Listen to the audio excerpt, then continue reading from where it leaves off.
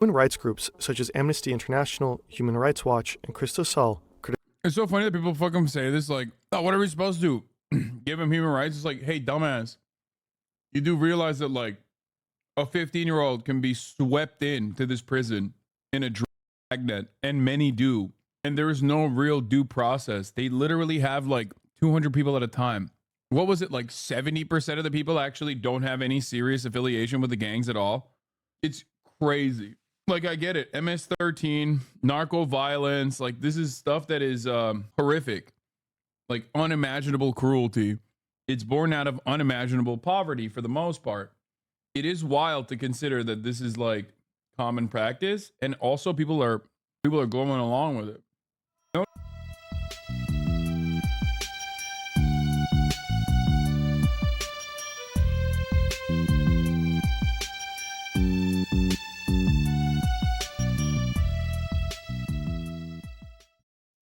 In 2009, President Obama ordered for all black sites to be closed. But to this day, Guantanamo Bay still holds roughly 30 inmates. That's crazy. This channel is great, man. They make banger videos, dude. The worst prison in America. I kind of want to watch more of their shit.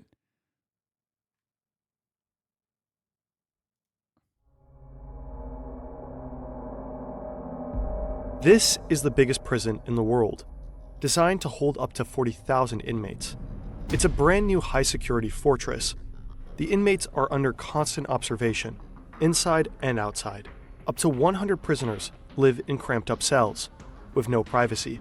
There's no going out, no fresh air, and no visits. This prison is located in El Salvador.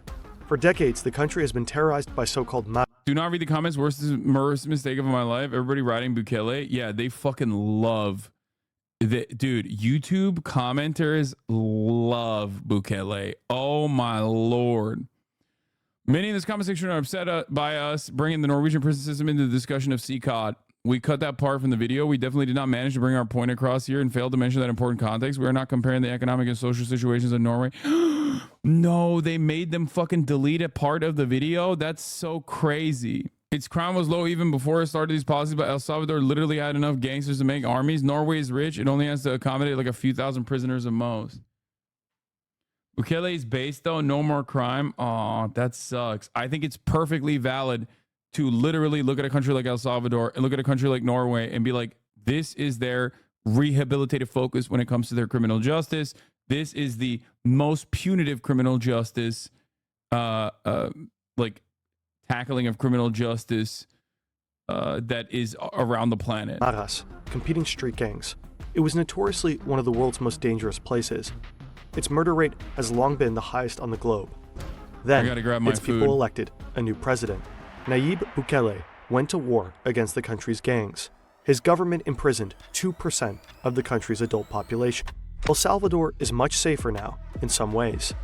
Bukele is immensely popular as a result, but up to 1 in 3 prisoners is said to be innocent, and El Salvador might have accidentally sacrificed its democracy in its fight against the Maras. This is Juan, a fictional character we base on real reports and material from the mega prison. He is 15 years old, tattooed, his parents are very poor and abandoned him when he was 9. Then he joined the Barrio 18, a major Mara gang.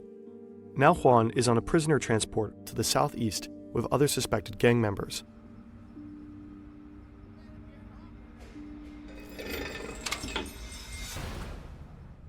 Three years earlier, Nayib Bukele became president of El Salvador. He's much younger than your average politician. He knows how to use social media and quickly rose to power.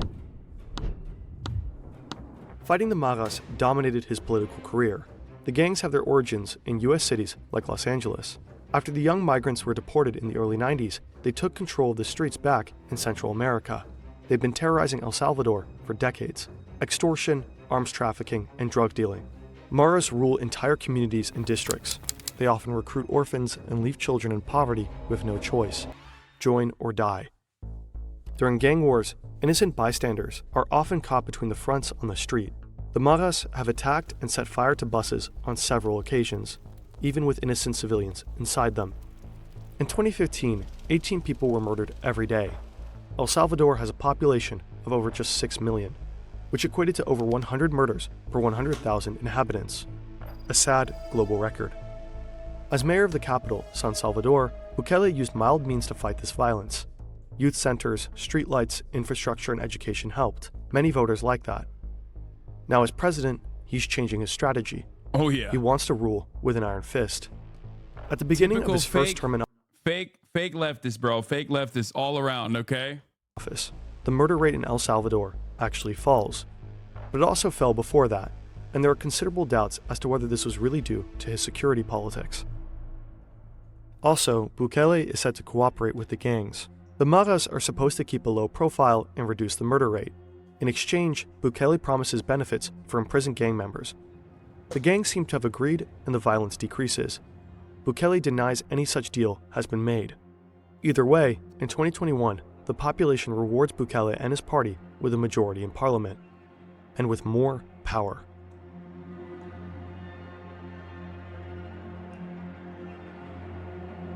On the 22nd of March, 2022, the government under Bukele declares a state of emergency.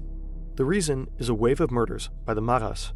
10 days earlier, over 60 people fell victim to the brutal gangs in a single day.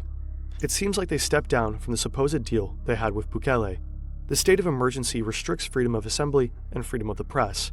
Anyone can be detained for 15 days without a warrant. The police had to meet strict arrest quotas. During the 15 days in police custody, it is decided whether somebody will remain in custody for up to 2 years as pretrial detention. Because of the 15 days of custody and thousands of arrested people, mass trials often decide on this pretrial detention. This system is so Judges insane. decide the fate of up to 900 people at a time. Sometimes the judges are masked and remain anonymous.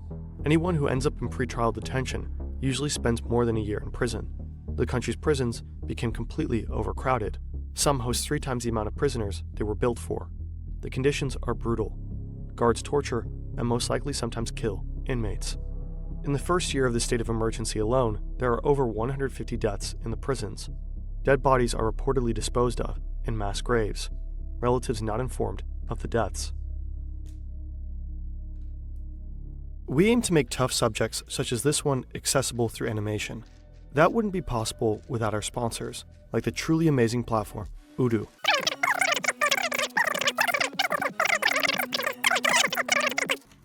To free up the regular prisons and to house convicted gang members, this new mega prison is built in 2023. Gang members have officially been classified as terrorists since 2015. Accordingly, the prison is called Center for the Confinement of Terrorism, or CECOT for short. Juan arrives there now. After a good hour, the bus reaches a massive complex, surrounded by a 2-kilometer long and 11-meter high wall. It is supposed to be able to withstand car bombs. Hundreds of soldiers from the surrounding barracks can be called up to CECOT within minutes. After the gate opens, Juan drives past high fences, watchtowers, and huge halls. The bus comes to a halt again in front of one of them. Juan has to hand over all his possessions and get x-rayed. He is given a white t-shirt and trousers. His head gets shaved. Then Juan is taken to his cell. He shares it with around 90 other prisoners. This 4-story metal shelf is his only place to sit. He can use his towel as a pillow. He has to sleep on it at night, if he can. The light in the hall is on 24/7, and it is always bright as day. Juan quickly loses all sense of time. There are no windows. He can't look outside, let alone go outside. In contrast to many other prisons, there is simply no outdoor area for inmates. Escape is utterly impossible. We saw the real images from that one Mexican YouTuber who was so far up his dick. It's harrowing. It's gruesome. It is straight up. It is straight up torture. Like it's shit that you see on movies and on TV series. Like it's Andor. The complex is protected by 7 security. He filmed it? Yeah. Not only did he film it, he glazed it up. He literally glazed it the fuck up. They were like, oh, dude, this is so sick. I can't believe you're like torturing these guys. I love that. That's awesome. Security rings. From the cells to high electric fences, 19 watchtowers, and several walls, there is gravel on the paths so that no one can move around unnoticed. Some inmates can speak to their lawyers, but only by video call. There is a special room just for that. Juan only leaves his cell to work in the workshop every day, or to take part in mandatory joint sports sessions in the middle of the hall. always under strict surveillance by security guards armed to the teeth. They watch the prisoners from every angle. There is no privacy. Juan shares 2 large wash basins and toilets with his cellmates. The gym and canteen are only for prison employees. Prisoners eat in their cells. So it's a real highlight when Mexican YouTuber Luisito Comunica comes by with his camera crew. Similarly, when Lethal Crisis gets to film there. You can find both videos in our description. They have English subtitles. Some inmates may try to send a message to the outside world while being filmed. Anyone who's caught doing that or causes disturbance is put in a solitary cell. These are concrete bunkers with a water basin, a toilet, a simple concrete bench. There is no lighting in these cells. It is pitch black.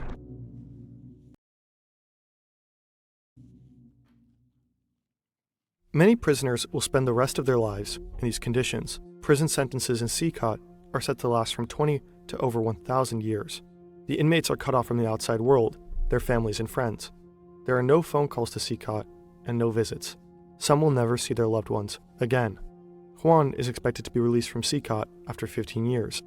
That is a maximum sentence for 15-year-olds. 16 and 17-year-olds can to 30 years. What plans are there for him when he gets out of prison? None. Rehabilitation is not planned. Human rights groups such as Amnesty International, Human Rights Watch, and Cristo Sol. It's so funny that people fucking say this, like, oh, what are we supposed to do? Give him human rights? It's like, hey, dumbass. You do realize that, like, a 15-year-old can be swept into this prison in a dragnet, and many do. And there is no real due process. They literally have, like, 200 people at a time. What was it, like 70% of the people actually don't have any serious affiliation with the gangs at all? It's crazy. Like, I get it. MS-13, narco violence, like, this is stuff that is horrific. Like, unimaginable cruelty. It's born out of unimaginable poverty for the most part. It is wild to consider that this is, like, common practice, and also people are going along with it. Notice how there's money in the bank to make the CCOT prison and the facilities and hire the fucking armed guards, but there isn't money in the bank for regular processing, hiring public defenders, you know, any of the other due process stuff. No money to tackle the underlying reasons as to why people join fucking gangs and shit. Criticize CCOT harshly. Experts cast doubt if the clampdown can solve the country's problems long term. Containing people is a fairly good temporary solution. It's something that can happen fairly quickly with not a ton of money, and it's an investment to really expand rehabilitation programs and to look at preventative strategies. Ashley Battistini is a professor at Swinburne University of Technology in Melbourne. She works primarily on new intervention strategies for high-risk populations. According to her, CCOT only treats the symptoms of violence. Sooner or later, the violence could return in the same way, or worse.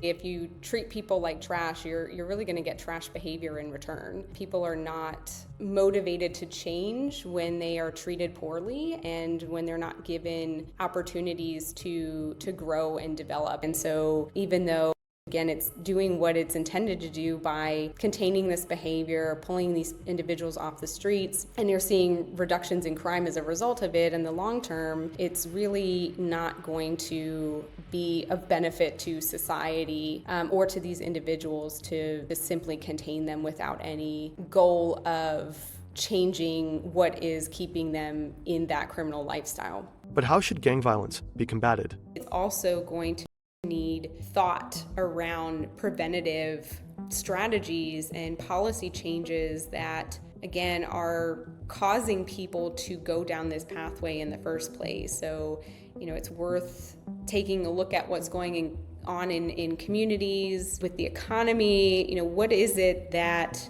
is driving people to enter these gangs and to keep these gangs so active and involved in the first place? According to Socorro Jurídico Humanitario, almost 1/3 of all prisoners in El Salvador are most likely innocent. Many were imprisoned based on a mass trial in front of a masked judge after they were arrested without a warrant. The government is aware that thousands of innocent people are in prison. The government claims that 8,000 people have already been released. About twice as many innocent people are likely still detained. Police had explicit orders to make arrests, no matter who they were really arresting. Porque hemos metido gente sin haber cometido ningún delito, sino que hay muchos casos solo por el simple hecho de ser jóvenes. Las patrullas tenían que detener cierta cantidad de gente diaria para que la suma de detenidos fuera aumentando, ¿va? Y así decir de que si no deteníamos a 20 personas, no podíamos regresar a la base. O sea, y ahí fue que ahí agarramos a cualquiera. Dude, you build a fucking multi-million-dollar new prison facility, you got to fill it up somehow. You know what I mean? You can't just like let it stay open and empty. That's a waste of resources. Poverty is a big factor that drives people into the arms of the gangs. During Bukele's last term of office, extreme poverty in El Salvador. I understand that Bukele's methods weren't good and these prisons are human rights abuse, but you're talking about a weak Central American economy completely compromised by gang violence. Yeah, dude. The only difference between Bukele's methods and gang violence is that Bukele is doing it and saying that they're doing it as like the government. That's it. I don't think people understand that because we have no way of like looking at police as a gang. We have no way of looking at the army as a gang, but functionally the way that they're operating is unironically the exact same. They just have more resources. Like we're talking about a mass torture prison where 1/3 of the apprehended are literally innocent, like directly innocent. The rest of it probably have loose gang affiliations and not necessarily like full-blown criminals, none of which deserves the 24/7 torture that they're experiencing regardless. A lot of people don't understand that like all Bukele has done is basically substitute that violence and took it away from like the decentralized gangs, which were incredibly violent for the record. I'm not saying they weren't. They're fucking unimaginably brutal. But like they substitute that and basically legalize it, which is even scarier because like at the end of the day, there's supposed to be some kind of salvation from the government against the gang violence. But what happens when the government becomes the gang? Nothing. You have nothing then. You have no recourse. You have literally nothing you can do.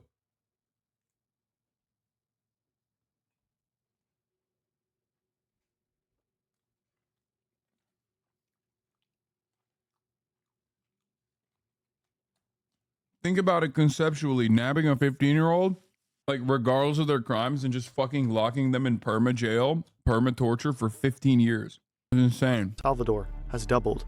At the same time, poor people were particularly affected by the wave of arrests. They are often unable to afford legal assistance. Nonetheless, many people of El Salvador view all of this as an incredible success story for Bukele. Over 70,000 arrests since the beginning of the state of emergency, opening the largest prison in the world, a historically low murder rate. According to the government, just under 500 murders in 2022 and only 154 murders in 2023. El Salvador went from... Yeah, there's suspicion that they're also refusing to log the consistent murders as well. Like there are still murders happening and they're just not logging them. It's simply a missing person. From one of the most violent countries in the world to one of the safest in Latin America. So Bukele was re-elected as president in February of this year by a huge margin. The Constitution did not actually allow him to be re-elected, so he had it changed. Just one of many erosions of El Salvador's democracy. Already in 2020, he had marched into parliament with armed soldiers to influence a vote. Freedom of expression, freedom of assembly, and freedom of the press have been restricted for over 2 consecutive years now. While reading up on this topic, we found this quote in The Guardian. Bukele is highly undemocratic, highly abusive, and highly popular. For some, it's hard to accept that these 3 things can coexist. Bukele jokingly called himself the world's coolest dictator on Twitter a few years back. Doesn't seem so funny now. It's crazy to see a Palestinian man who was originally like woke and seemingly a leftist turn into this fucking freak. A real, what is this? Japan in the 1960s was insane. I received this afternoon. Nothing I do is performative. So I'm not going to, for instance, I'll use Hasan as an example. I'm not going to talk to a black person like Trihex and say, hey, the N-word, it's always done. What do you think black people? What a liar, dude. What a Weasley little liar, dude. What a Weasley little liar, dude. Holy shit, dude. Holy shit, dude. Literally lying. Still lying to his audience. Can someone at least Light and Destiny that he's literally lying to his audience? What a piece of shit, dude. Holy shit. America deserved 9/11, dude. I'm saying it. We're there to partner with them. We're not there doing our own thing. We're there partnering and training in a video and game, equipping and enhancing their capabilities. So that's part of what we're doing. And the other part is just knowledge. We want to know what's happening. Like we totally brought it on ourselves, dude. Holy shit. We did. We did in a video game. Amazing.